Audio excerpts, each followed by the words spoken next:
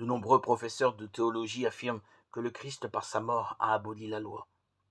Certains la représentent comme un joug pénible, et en contraste avec la servitude de la loi, exaltent la liberté dont jouissent ceux qui acceptent l'Évangile.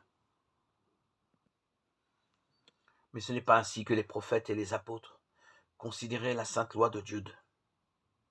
David disait « Je marcherai au large car je recherche tes directives » Psaume 119, 45. L'apôtre Jacques appelle le décalogue la loi parfaite, la loi de la liberté. Jacques 1, 25. L'apôtre Jean prononce une bénédiction sur ceux qui lavent leurs robes, ou dans d'autres versions bibliques, qui pratiquent ces commandements pour avoir droit à l'arbre de la vie et pour entrer par les portes dans la ville. Apocalypse 22, 14.